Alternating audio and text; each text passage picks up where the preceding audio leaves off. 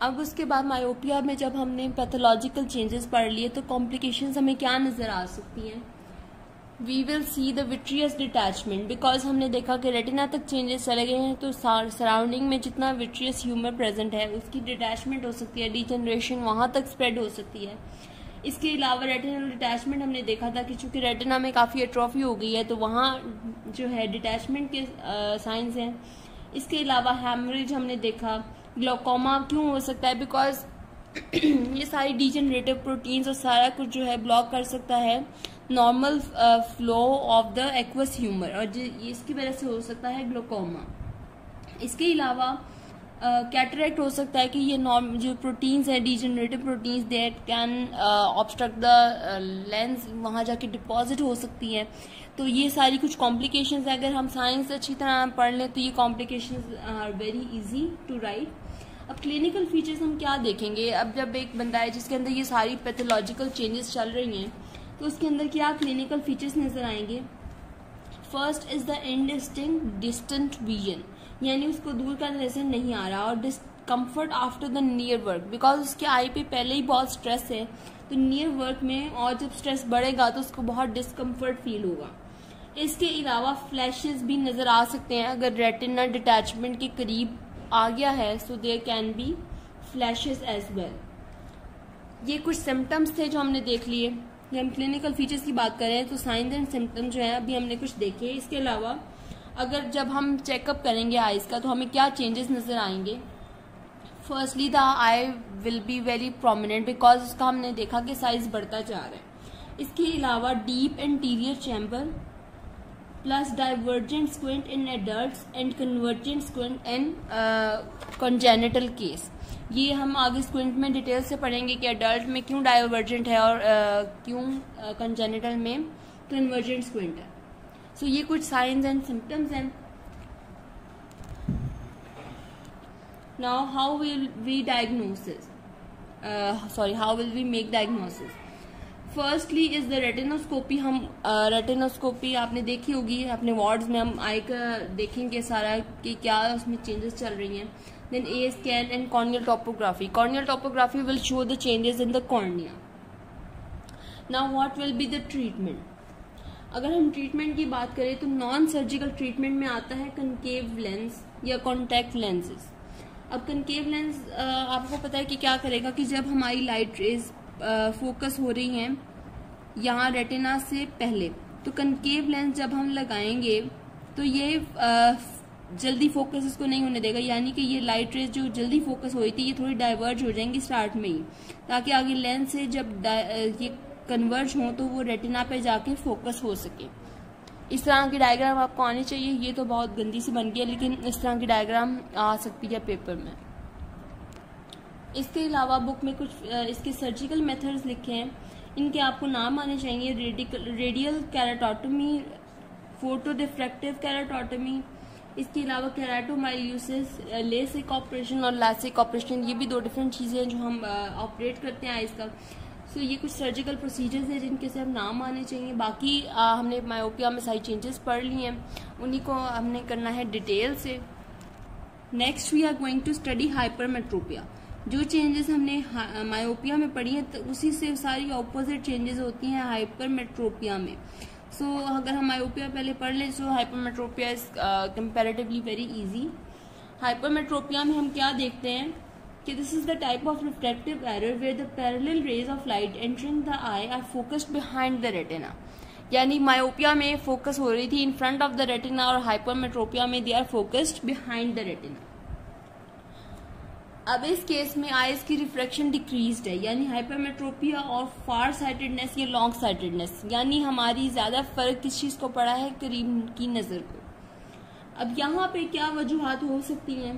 Curvature hypermetropia. Curvature की हमने बात की कि कर्वेचर कॉर्निया का या लेंस का ज्यादा फ्लैट है नॉर्मल से, तो वो लाइट रेज को उतना बेंड नहीं कर रहा, तो लाइट रेज जो है वो रेटिना के भी बाद फोकस हो रही है।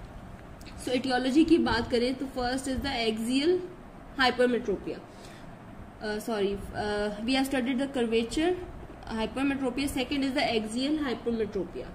एक्सियल में क्या होता है? एक्सियल लेंथ हमने पढ़ा कि antero posterior length of the eye. तो एंटीरो पोस्टीरियर डायामीटर है या लेंथ है आई का, वो अगर कम है एज कम्पेयर टू नॉर्मल, तो लाइट रेज अगर हम कह सकते हैं कि नॉर्मली फोकस हो रही हैं लेकिन हमारी आई बॉल छोटी है, तो इसीलिए हम ऐसे फील हो रहा है जैसे light rays are focusing behind the retina. इसके अलावा third is the index hypermetropia. Index hypermetropia में क्या होता है कि refractive index of the cortex जो है वो या तो बढ़ गया है या रिफ्रैक्टिव इंडेक्स ऑफ लेंस जो है वो कम हो गया है। दोनों सूरत हाल हो सकती है, ये आपकी बुक में नहीं लिखा है, इसको अच्छी तरह समझ लें। इंडेक्स हाइपरमेट्रोपिया में क्या होता है, फर्स्ट ऑफ ऑल आपको ये पता होना चाहिए कि जो overall refractive power of lens है, अगर ओवरऑल पावर रिफ्रैक्टिव पावर जो है लेंस की अगर वो कम हो रही है या बढ़ रही है, उसमें क्या हो सकता है। यानी अगर ओवरऑल कम हो रही है रिफ्रैक्टिव पावर, तब तो हम कहेंगे हाइपरमेट्रोपिया, और ओवरऑल रिफ्रैक्टिव पावर बढ़ रही है तो वो है मायोपिया। लेकिन अगर हम कहें कि यहाँ पे लेंस की अगर हम आपको पता हो कि बाहर वाली साइड होती है कॉर्टेक्स और सेंटर वाला पार्ट होता है न्यूक्लियस, सो अगर refractive power of the cortex increase हो जाए तो उससे लेंस की रिफ्रैक्टिव पावर ओवरऑल कम हो जाती है। अगर न्यूक्लियस की रिफ्रैक्टिव पावर बढ़ जाए तो ओवरऑल लेंस की रिफ्रैक्टिव पावर भी बढ़ जाती है। सो ये न्यूक्लियस और कॉर्टेक्स के लिहाज से भी हमें याद रखना चाहिए, ओवरऑल रिफ्रैक्टिव पावर बढ़ेगी जब न्यूक्लियस की बढ़ेगी और ओवरऑल कम होगी जब कॉर्टेक्स की कम होगी, और इन दोनों में डिफरेंस मेंटेन रखना जरूरी है। इन दोनों में अगर डिफरेंस मेंटेन ना हो कॉर्टेक्स और न्यूक्लियस की रिफ्रैक्टिव पावर में, सो हमारा जो लेंस है वो कभी भी लाइट रेज को फोकस नहीं कर सकता, यानी कि वो वहां पे बेंडिंग नहीं होगी जब तक इन दोनों की रिफ्रैक्टिव पावर में डिफरेंस ना हो। इसकी फर्दर डिटेल हम लेंस के साथ पढ़ेंगे। तो यहाँ पे इंडेक्स हाइपरमेट्रोपिया ये है कि ओवरऑल जो है लेंस की रिफ्रैक्टिव पावर कम हो गई है। Fourth point is positional hypermetropia. Positional hypermetropia जैसे हमने मायोपिया में भी पढ़ा कि लेंस में चेंजेस आ गई हैं उसकी पोजीशन के लिहाज से कि जो है लाइट रेज फोकस नहीं हो पा रही। इसके अलावा है एफेकिया, एब्सेंस ऑफ लेंस। अगर लेंस ही प्रेजेंट नहीं है किसी भी वजह से तो लाइट रेज उस तरह से फोकस नहीं हो रही, तो वो बिहाइंड द रेटिना हमें इमेज मिल रहा है, जिसकी वजह से हमारी जो है नज़र कमज़ोर हो जाएगी, या हम कहेंगे करीब की नज़र कमज़ोर हो जाएगी। अब अगर हम बात करें टाइप्स ऑफ हाइपरमेट्रोपिया की, तो यहाँ हम देखते हैं कि ये दो टाइप्स होती हैं हाइपरमेट्रोपिया की। First is the latent hypermetropia and second is the manifest hypermetropia. Latent में क्या होता है कि हाइपरमेट्रोपिया प्रेजेंट है लेकिन चूंकि वो एकोमोडेट हो रहा है विद द आई, तो हम उसको हमें नॉर्मली पता नहीं चलता कि हाइपरमेट्रोपिया प्रेजेंट है। वो एकोमोडेशन कैसे हो रही है उसकी कंपनसेशन कैसे हो रही है, सारी बातें एकोमोडेशन की वजह से। सो जब हम एट्रोपिन के ड्रॉप्स डाल के आई को एग्जामिन करेंगे तो अब हमें पता चलेगा कि यहाँ हाइपरमेट्रोपिया प्रेजेंट है। जो है एट्रोपिन क्या करता है, उसने साइक्लोप्लीजिया करना है बेसिकली। एकोमोडेशन जब रेस्ट पे आ जाएगी, एकोमोडेशन जब कंपनसेट नहीं करेगी, तो ये लेटेंट वाला जो है मैनिफेस्ट हो जाएगा। आगे मैनिफेस्ट हाइपरमेट्रोपिया हुआ है जो हमें आम हालात में नजर आ रहा है, जिसको एकोमोडेशन कंपनसेट नहीं कर पा रही। यहाँ पे भी आगे दो टाइप्स है, मैनिफेस्ट में भी फैकल्टेटिव एंड एब्सोल्यूट। फैकल्टेटिव वो है जो हमें वैसे नजर आ रहा है कि हाइपरमेट्रोपिया, इसमें तो पता ही नहीं चल रहा ना कि हाइपरमेट्रोपिया है जब तक हमने खुद चेक नहीं कर लिया विद एट्रोपिन। मैनिफेस्ट वाला वो है जो पता है कि हाइपरमेट्रोपिया, लेकिन हम एकोमोडेशन के कंपनसेशन से उसको बैलेंस कर लेते हैं। यानी कि आपको शिकायत है लेकिन आप एकोमोडेट कर रहे हैं अपनी आंखों को, उस लिहाज से आपने ढाल ली है कि फैकल्टेटिव हाइपरमेट्रोपिया, आपको एकोमोडेट आप करके आप उसको यूज टू हो रहे हैं। और दूसरा है एब्सोल्यूट, जो अब इस हद से भी निकल गया है कि एकोमोडेशन से भी कंट्रोल नहीं हो रहा। So this is the absolute hypermetropia.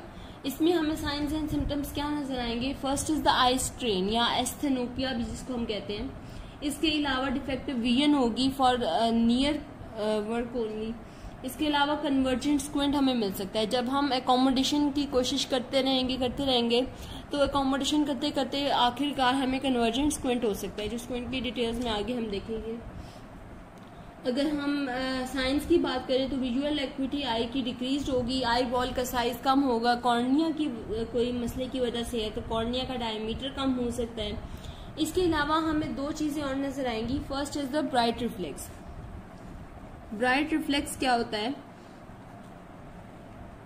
कि जो हम रेटिना है जब उस पर लाइट जब हम रेटिनोस्कोपी से एग्जामिनेशन करते हैं, हम लाइट डालते हैं रेटिना पे, तो retina glows as light focuses behind it not on the retina. यानी लाइट हम जो नॉर्मली डाल रहे हैं आंखों में वो हमें पता है कि रेटिना के बिहाइंड फोकस हो रही है, तो जब हमारी लाइट डालने से वो पीछे को फोकस हो रही है तो हमें ऐसे लगता है जैसे एक ग्लो सा नजर आ रहा है रेटिना के ऊपर। Second thing is pseudo papilloedema. अब ये सूडो क्यों है, हमें क्यों लग रहा है कि पेपिलोडीमा हो गया इसको, बिकॉज इसको असल में पेपिलोडीमा नहीं है। Papilloedema is the swelling of retina at optic disc, लेकिन वहां से जो नॉर्मली इतनी वेसल्स वगैरह गुजर रही हैं वो नॉर्मल है, लेकिन चूंकि आई बॉल का साइज कम है, रेटिना छोटा है, तो हमें लग रहा है कि बहुत ज्यादा बंडल ऑफ जो है वेसल्स वहां से गुजर रही है। हालांकि वेसल्स नॉर्मल है लेकिन वहां जगह कम है। सो दिस लुक्स लाइक कि वहां एडीमा हुआ हुआ है, बहुत वस्कुलरिटी हमें नजर आएगी। सो ये कुछ चेंजेस हैं। और हाइपरमेट्रोपिया का हमें ये पता होना चाहिए कि infants are normally physiologically hypermetropic. Hypermetropia कितना होता है इन्फेंट्स में, हमें ये भी याद रखना है, दैट इज 2.5 to 3 डायोप्टर्स। इतना हाइपरमेट्रोपिया नेचुरली प्रेजेंट होता है इन्फेंट्स में। 6 to 7 ईयर्स तक उसका जो है 50% ऑफ आई बॉल की ग्रोथ हो चुकी होती है, और अबाउट 8 ईयर्स में उसकी जो आई बॉल की ग्रोथ है वो कंप्लीट हो जाती है। अगर हम सिवेरिटी की बात करें, जैसे हमने पहले हमने मायोपिया को भी क्लासिफाई किया था, इसको भी हम लो, मीडियम और हाई के लिहाज से क्लासिफाई कर सकते हैं। विद इन 2 डायोप्टर्स का refractive error is considered to be low hypermetropia, 2 to 5 is medium and above 5 is high hypermetropia. Complications क्या हो सकती हैं इसमें? कॉम्प्लिकेशंस हो सकती हैं कि हाई हाइपरमेट्रोपिया हो सकता है। मीन्स अगर हम लो से स्टार्ट हुए हैं और आगे बढ़ता गया, हमने उसकी करेक्शन नहीं की, तो हाई हाइपरमेट्रोपिया हो सकता है। इसके अलावा एम्प्लायोपिया इज वेरी कॉमन। एम्प्लायोपिया के आगे हम डिटेल पढ़ेंगे स्क्वेंट के साथ, तो ये वहां आ जाएगा। इसके अलावा हमने अब इसकी ट्रीटमेंट देखनी है, हम क्या ट्रीटमेंट देंगे। First is the convex lens, और इसी की भी उसी तरह से डायग्राम करनी है जैसे आगे हमने की थी फॉर द मायोपिया। यहाँ पे हमने यूज करना है कनकेव लेंस जो रिफ्रैक्टिव पावर बढ़ा देगा। यानी एक हमारा लेंस पीछे तो प्रेजेंट है, ये हमारा ग्लासेस वाला लेंस है जो हम यूज कर रहे हैं। तो यहाँ पे एक दफा लाइट रेज बेंड हुई, आगे जाके फिर ज्यादा बेंड हुई, तो फोकस फाइनली हो गई हमारे रेटिना के ऊपर। सो इस तरह हम ट्रीटमेंट करते हैं विद ग्लासेस या कॉन्टेक्ट लेंस। और इससे नहीं हो रहा तो हम सर्जिकल ऑप्शंस पे जाते हैं। सर्जरी पे हम तब तक नहीं जाते जब तक हमारा मेडिकल या कंजर्वेटिव ट्रीटमेंट जो है हमें रिजल्ट्स दे रहा है। तो सर्जरी के हमने सिर्फ नाम करने हैं, फोटो रिफ्रैक्टिव कैराटोटमी, इसके अलावा लेसिक ऑपरेशन और कैराटोप्लास्टी। सो ये कुछ सर्जिकल ऑप्शंस थी regarding the hypermetropia. So this was about the refractive errors of I.